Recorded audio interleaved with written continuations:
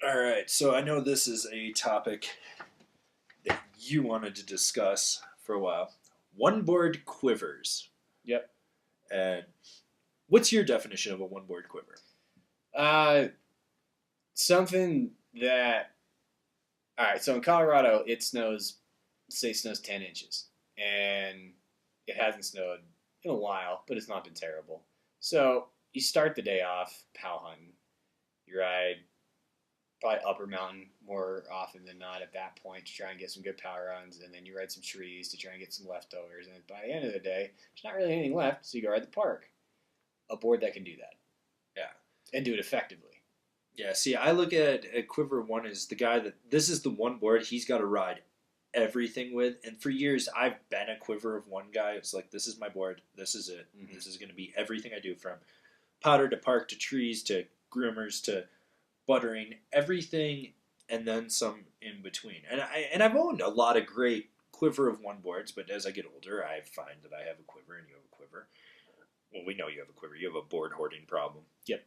Yeah, well, at least you can admit it. But, I think people are always curious, what are good one board quivers and what would we recommend? What would we ride and why? Yeah. So I'm going to let you take the lead on this.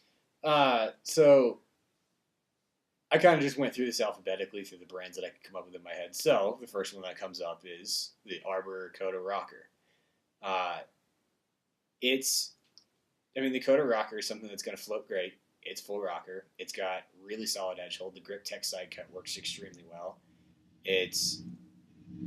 What the fuck? Well, okay, some guy's just firing his Harley up out front. Thank you, gentlemen. Actually, that was probably my friend's scooter. He's got a 150cc scooter that actually has a better exhaust on it than most Harleys. But anyways, yeah, the Arbor Coda. Back to the Arbor Coda. Yeah, it's the Coda Rocker. It's going to float great because it's full rocker. It has the Grip Tech with that side cut. It's got phenomenal snap to it. It's something that, you're not going to get crazy gypsy rail kid on it with it, but you can hit rails with it. You can hit jumps with it. You can carve it. You can do anything on that board. I can put just about anybody on the Arbor Rocker or the Coda Rocker, and they're going to be stoked. I've owned 3 of them. Yeah. It's a solid board. You can ride it every single day in every condition, anywhere. I had one that got 110 days on it before I finally killed it.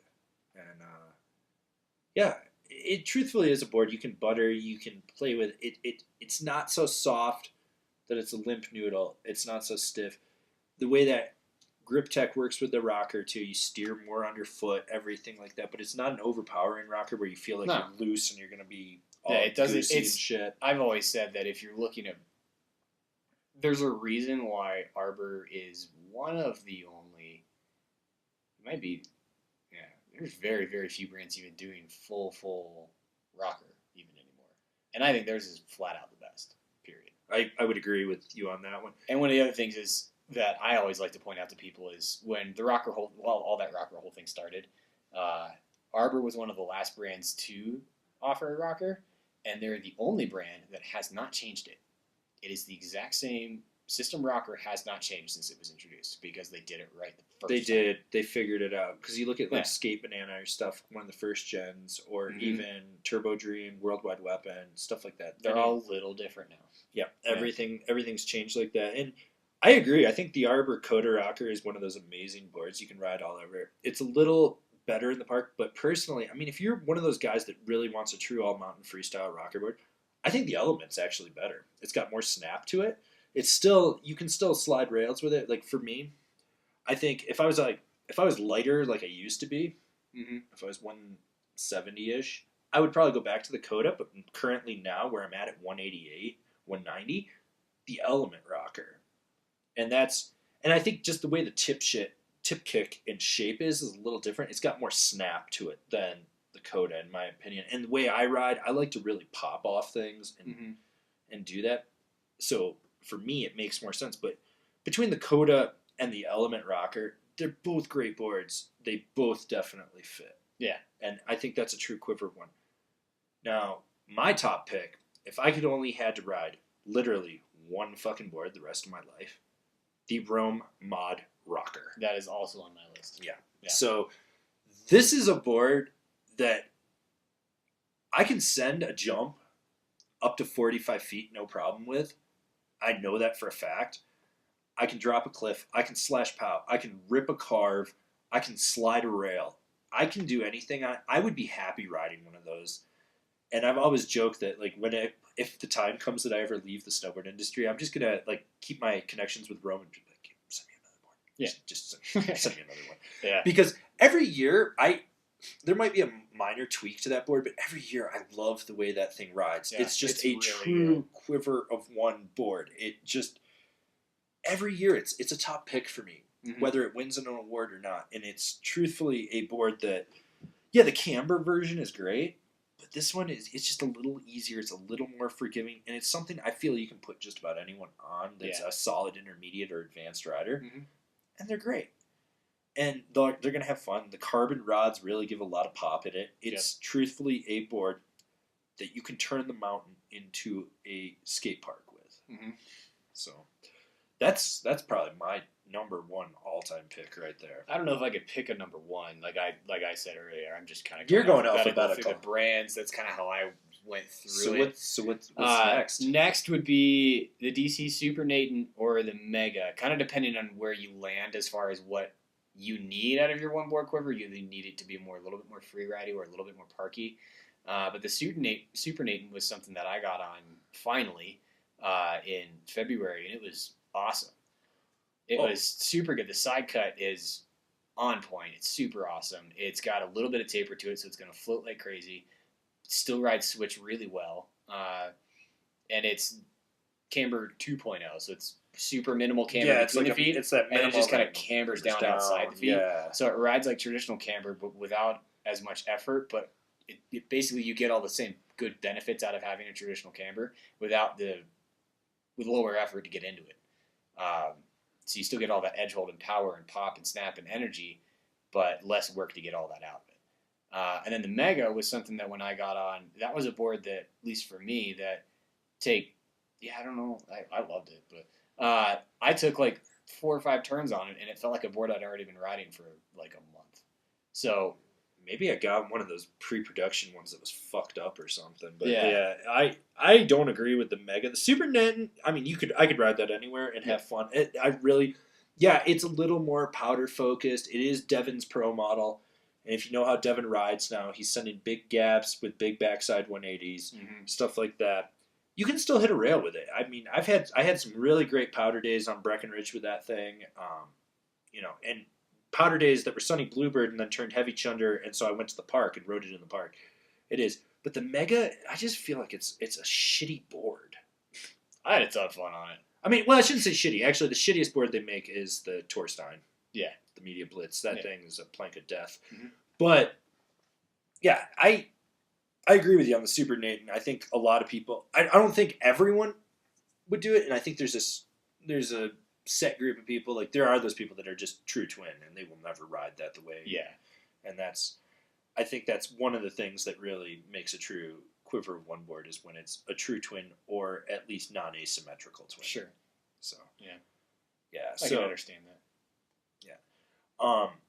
Going into my number 2 pick right now would be the Capita Mercury.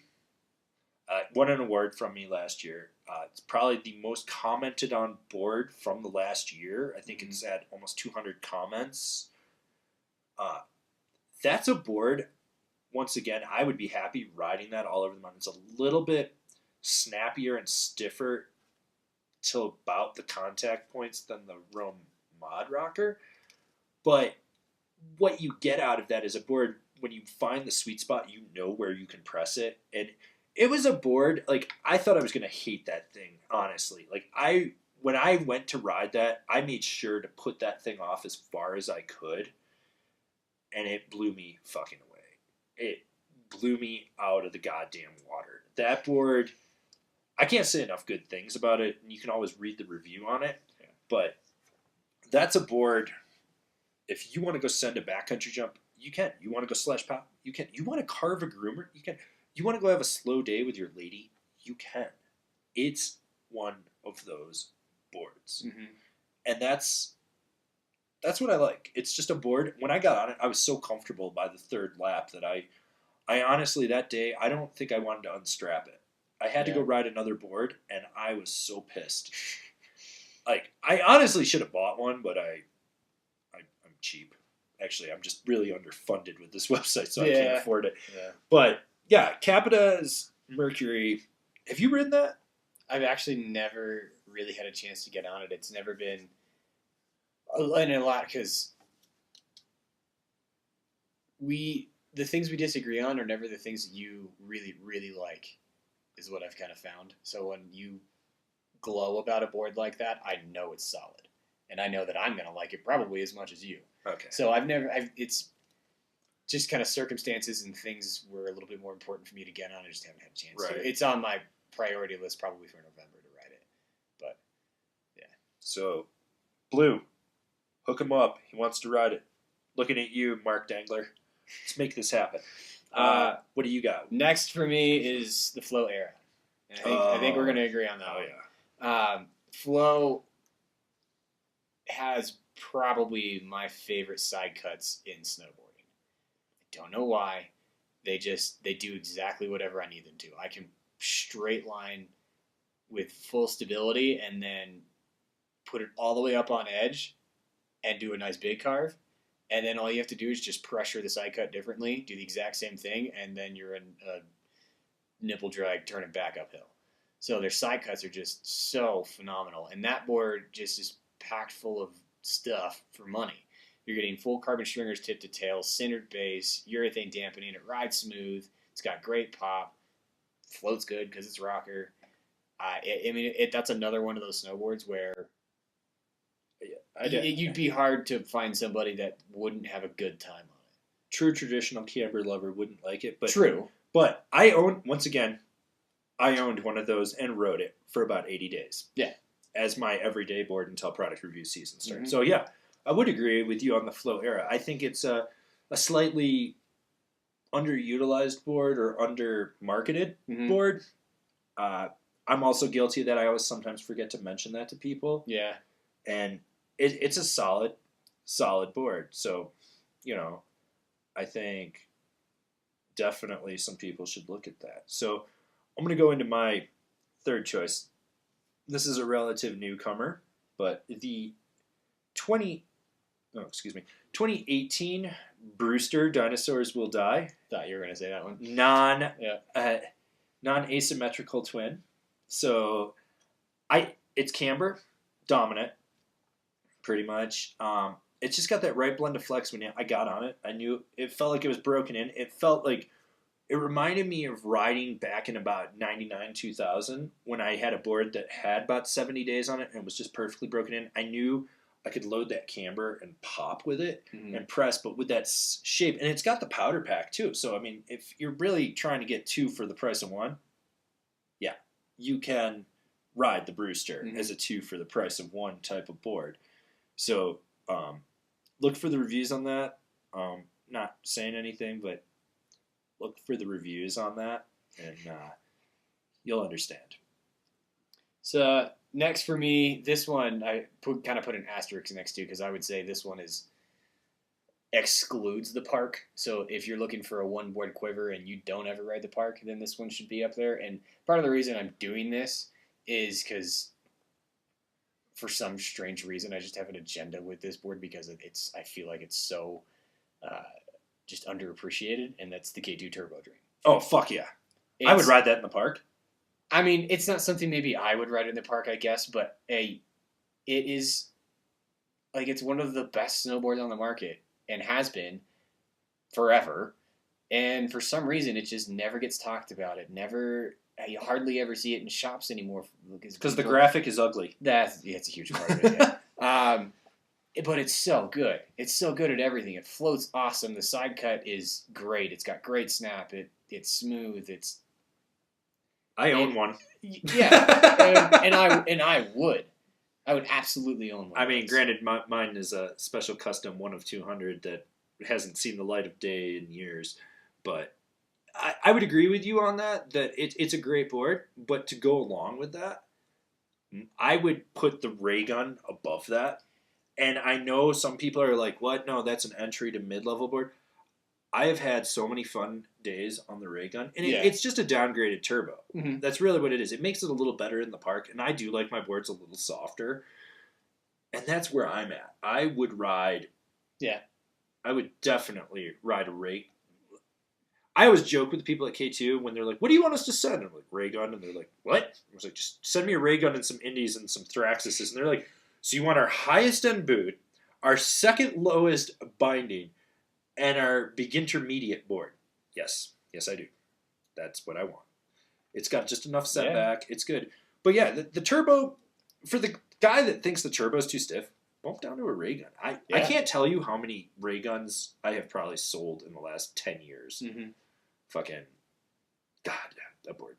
Yeah, so cat's out the bag. I was going to talk about the Raygun earlier or later, but, well, now you guys know. So, sorry, didn't mean to interrupt. Nah, that's, yeah. So, going on to one of my next choices for next year, the Spam from GNU. Who thought that was going to happen? A Mervin. Super progressive air machine. Non-asymmetrical twin. That thing is fun, man. You can rail turns, pop off anything. It's got a good shape for funneling through POW. You can still hit a park rail with it. You can hit a jump. You can ride a switch.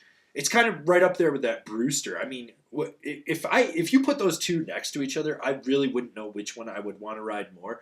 I would probably side more with the Brewster just because it's Austrian made, and I have a feeling that the fiberglass won't break in as fast as the Mervin or the GNU because it's American made. Mm-hmm. But yeah, the Spam is definitely up there as a quiver of one board that I think all you people should definitely look into next year. And just, it's a little outside the box type scenario, but sure. It's a great board. Right. It's a really great board. Yeah.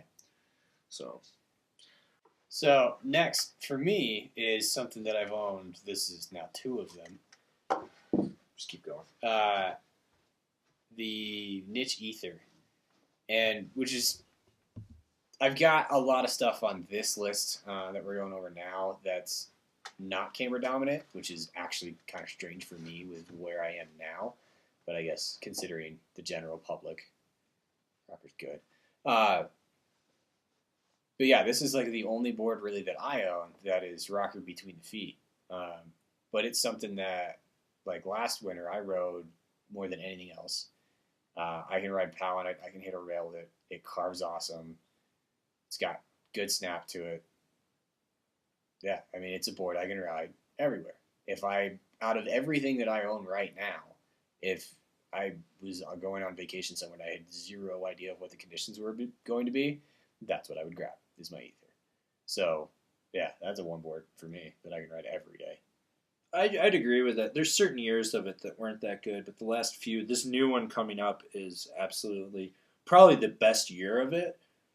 And it's probably one of the most playful yet snappy. It's super light for next year too. Mm-hmm. So yeah, I would agree with that. So this one's going to come as another surprise for people. The Lib Tech Hot Knife. And now I'm not recommending this for everyone as a quiver of one because this is an aggressive board. This one almost went on my list, and that was kind of the reason it ended up not. Was just kind of you've got to have. You have to know how to fucking ride. And you got to know how to fucking snowboard. Right? You have to know how to ride, and if you're either heavier or super aggressive, this is it. I mean, and this board, that day when you saw how much fun I was having on that mm-hmm. thing, and I ate shit sliding stuff because it is a stiffer board. Trying to slide a fat tube, I nearly died on that thing. But railing Euro carves, you saw I was leaving 2-inch deep trenches in the slush. Just that board wants to be powered. Yes, it wants to be ridden hard, and if hard you ride it hard, it will give back. Yeah, so I know that's going to blow people's mind that I said that. Yeah. 2 Mervins, right? 2 Mervins. 2 Mervins. But that board was, it's aggressive. And don't get me wrong. I mean, it's not an every person board. No. And I would not recommend that as an every person board. But for the person that is truthfully an aggressive weekend warrior type or just an aggressive 100-day-a-year rider, yes. The guy likes to talk about how they don't make snowboards like they used to. Yes, exactly. If you were a diehard camber fanatic that's like, I charge hard and I ride a lot of camber, Hot Knife. Hot Knife. Hot Knife. Can't stress that one enough. What else you got on your list? So you already mentioned Mod Rocker, which is on mine, but I kind of supplemented that with one of the ones for next year, the National. That's a new one for next year. Yeah, I don't know why you're shaking your head again. See, we disagree on things occasionally. Sometimes. I like that board a lot, and I think it was again one of those kinds of boards where I got on it, and it just felt like I'd already been riding it for like a month. Well, the thing is, so like, there's 2 new boards in the Rome line for next year that it replaces the Agent, basically. Yeah. So there's the National and the Marshall. The Marshall, just don't even waste your fucking time. I'll just say it right now. Wait till you see the review. You'll understand. It's a snowboard. It does snowboard things. The National isn't bad, but it's also not, in my opinion, super great. It's good. It's good. It's got snap. It's got everything to it. But the Rome line, there's so much overlap. They still have the Alicos string Agent in there, which, in my opinion, rides just like the National with a different tip shape. Yeah. I mean, realistically, it would have been smarter for them just to not do the National and just make the Alicos string Pro model in a few different sizes. Yeah. Exactly. But Rome is seeming, or has always demonstrated in the past to be the kings of overlap in their line. So... Yeah. Shock me. Yeah. Hey, we're gonna make 75 jib boards. Yeah. Each one at a $10 different price point. Yeah, they're real good at that. Yeah, they are great at that. I mean, honestly, if they needed to cut costs, they should just cut their line. Yeah. But yeah, so I don't necessarily fully agree. It's an okay board, but I mean, at the same time, I would just push you more to a Mod Rocker from Rome. Yeah. I was just thinking if you were that camber dude. I would probably just push you to a Mod camber then. I just think I don't know. The Mod camber to me was, I don't know, I guess it was just more like the 80-foot jump board. Is kind of what it felt like. To me, at least. The camber did. I mean, it's stiffer, but I don't necessarily think it's... I mean, you could hit an 80-foot jump on it, but I still have fun on it. My theory is with the Rome mod series, whether it's the rocker or the camber, if you want more play, just downsize because that board can handle higher weight on a smaller size. Yeah, that's true. So there's that, and then is it my turn? Yeah. What's next? What do you got next? What do I got next? I'm just trying to think like what's up there. So this is going to come as another shock. The Amplitude Pillow Talk Twin Powder Freestyle board. Oh, I know you're going to say that one. I can ride that thing anywhere. I can ride it anywhere. It doesn't freaking matter. I ride that thing more in the park than I do in POW, but it's flat to rocker. It's basically a mid-wide, and you can ride that anywhere. I mean, I have one. It's 3 seasons old now. That 1 year we just kept getting snow and it never ended. I think I got about 100 days on it. So, yeah, I know you haven't ridden it. I need to get you on that. Although I think mine is a little too beat to shit now. It's not as stiff as it used to be. But Amplitude doesn't answer their emails anymore. So, looking at you, Rich. You know who you are. Peter, if you see Rich, you tell him to email me. So, that's another one on mine. I wouldn't necessarily say it's for everyone.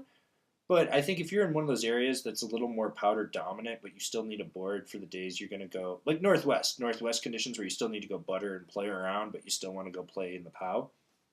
Yeah. That Colorado, it does actually hold a really good edge on groomers and shit. It kind of sucks on ice. I wouldn't recommend it for the East Coast, but it's not neither here nor there. Yeah. What do you got next? Next is essentially my Raygun, and that is the Yes Basic.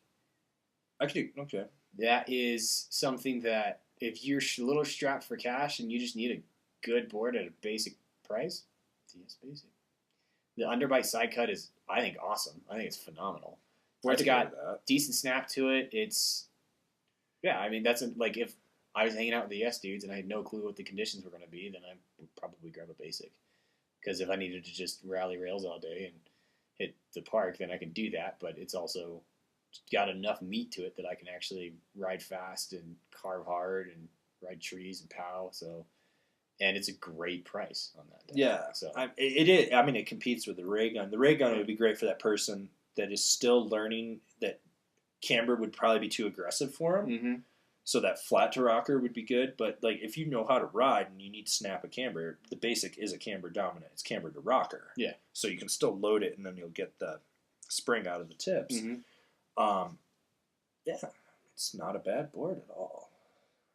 I kind of always forget about that one. This is the struggle that I suffer from riding so many boards. Yeah. I have to sit there and constantly think about where the person's riding, what they're going to do, and everything like that. I mean, there's so many great boards out there. We really are in the golden age of snowboard construction. Oh yeah. Because to find a shitty built board, you have to. It either has to be pressed completely wrong, which we had that happen this year on one of the boards. We tested it clearly. Just something was wrong with it. Something was wrong with it, and so there's that. But it happens. So my next board is one that's based more off price point and what it can do than anything. The Rossignol Jibsaw. $369 price point, I think. Something like that. It's sub 400, if I remember. Not the HD, just the regular. Yeah, just the regular. The regular. So it's camber to rocker.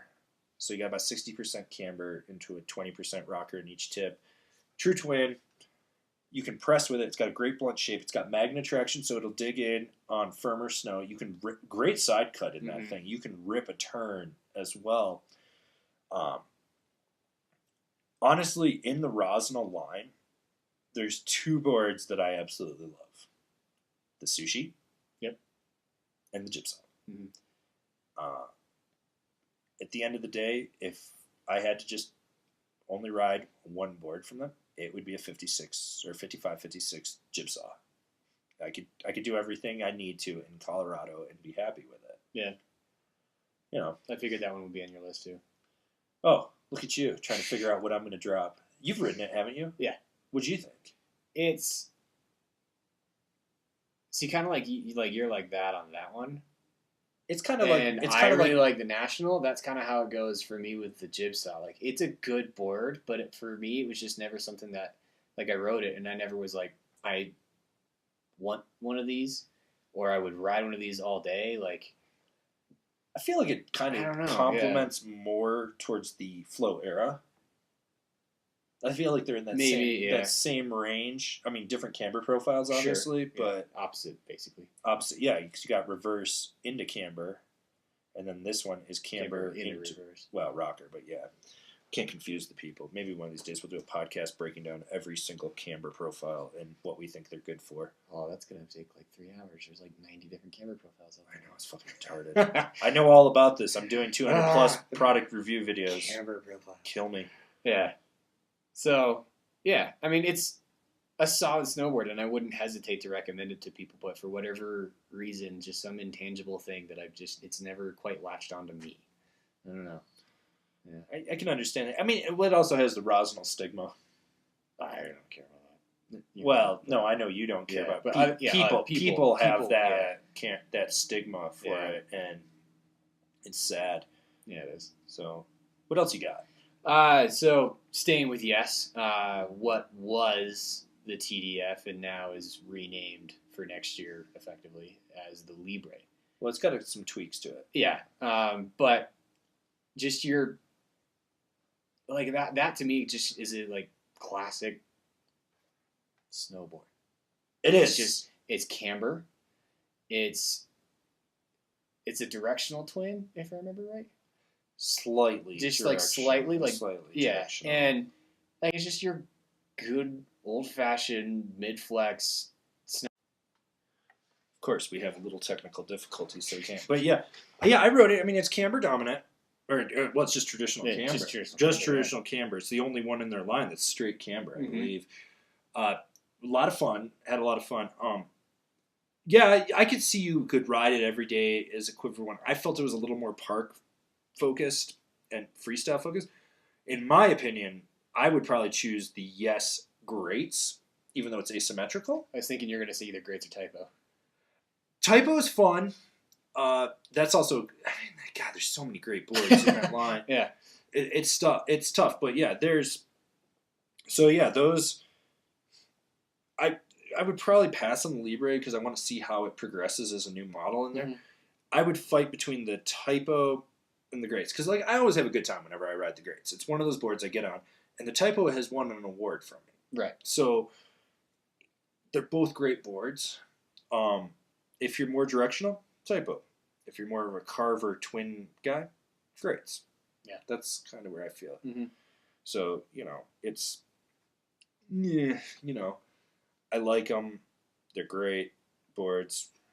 They're fun. Yes makes a lot of awesome They make a lot stuff. of really good decks right now. Yeah, they're just... The stuff they're designing now, the new factory, everything is just phenomenal.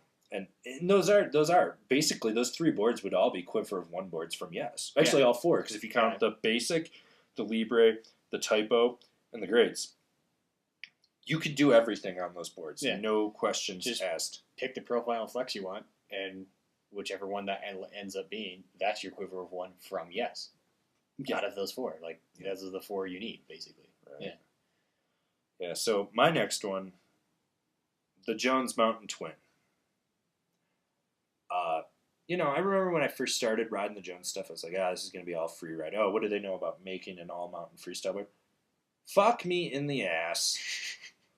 If that thing isn't fun. It's right up there with the Capita Mercury and the Rome Mod Rocker. Yes, it's camber dominant into rocker. It's got more rocker in it than the Mercury, but less rocker, that flat to rocker than the Mod Rocker. Mm-hmm. So you can really load into the edge, and the torsional flex on that and drive the turn. The magnet traction helps, and the mag is pretty much right in the center where you need it the most. So you do initiate from the outer contact point, but then you can, once you're on edge, you can steer it more from underfoot, which is what I like to do. I really like that skate style steering where you're just doing independent ankle motions and everything and twisting the board.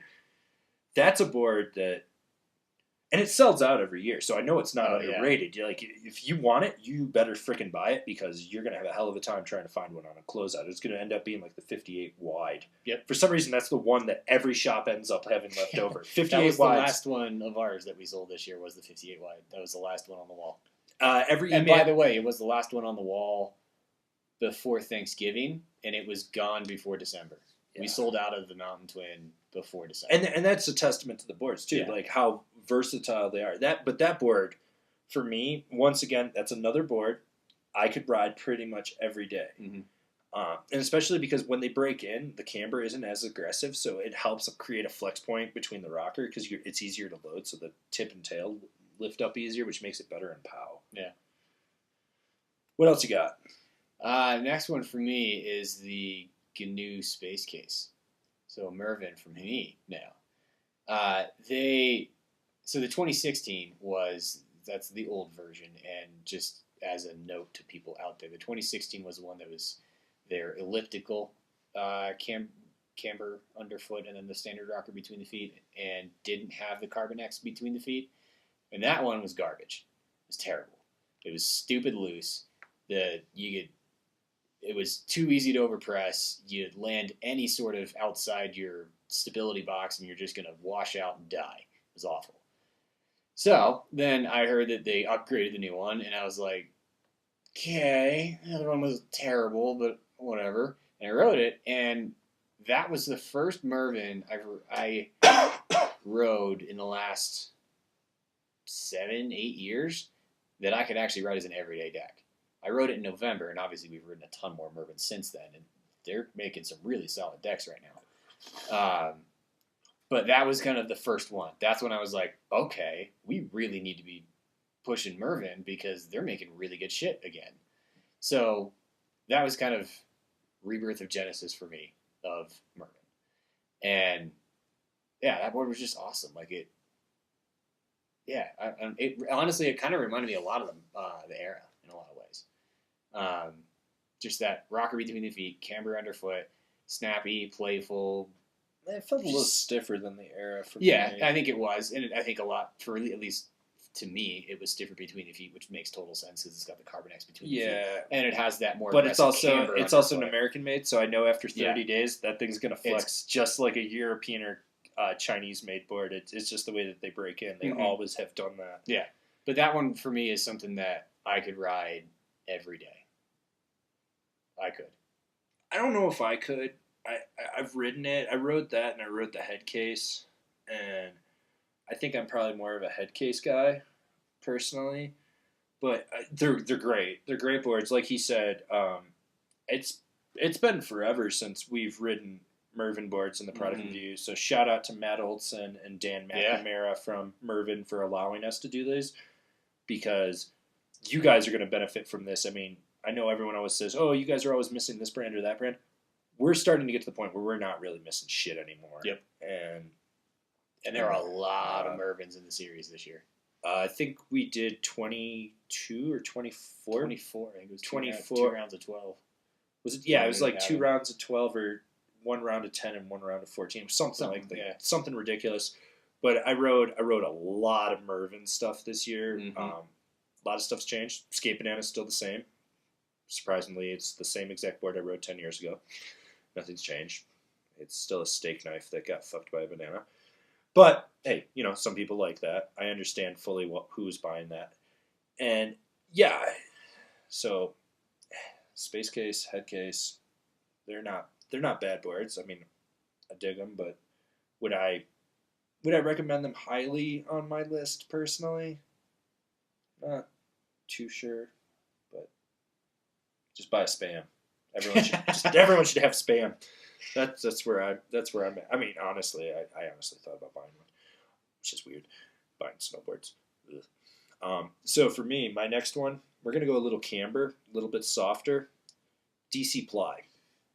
Okay. Traditional camber, sub $400 price point. Not going to be the best in POW. I know that. It's camber. But if you know how to ride POW, you can flex that board and make it your bitch. Yeah, we all rode POW on camber for years. Yeah. Decades. Decades. And that board's got a lot of snap. You can really hook an edge into that thing and just carve super aggressively.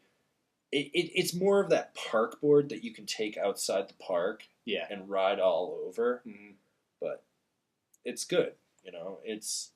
It's a board. It won an award last year for best park board or jib board for me. I can't remember. It's one of the two. It's good. My mind's a little fried. These lights are bright and warm, and I haven't eaten. My blood sugar's low. I get angry. Yeah. I mean, there's more. That's what I've got on my list right now. Yeah. I mean, there's definitely. I mean, kind of like we were saying earlier. It's easier to pick a good board than it is to pick a bad board right now. Yeah. So one more that I want to throw out there: the Endeavor KTV. Okay.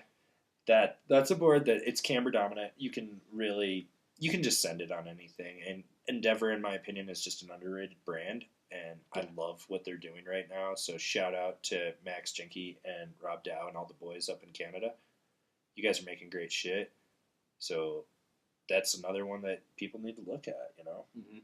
So but that's pretty much where we're at with like one board quivers. I mean, but what's your guys' choice of a one board quiver? We want to know like what board out there is the one board you would ride the rest of your life, and why? Why? Yeah. Let us know. Leave a comment. And again, are we full of shit? Yeah. None of you guys have ever said we're full of shit. It's like you're like I'm just sitting here and I'm just like, God damn it, what do we? We've got a bunch of lobotomized people just listening to us out there. You guys are listening. I'll give you that. I mean, I'm stoked on that. There's that, but yeah. So, anyways, quivers. Let us know what you guys got going on for your one board quiver. I know a lot of people are just rocking one board out there. What's your full setup? Like, what are you riding board boot binding? Let us know. And if you think maybe we missed something on this topic, once again, leave us a comment. Mm-hmm. We're here for you guys, really. This is what we're doing. Yep. But I got one more little quick topic we're going to do, and then we're signing off.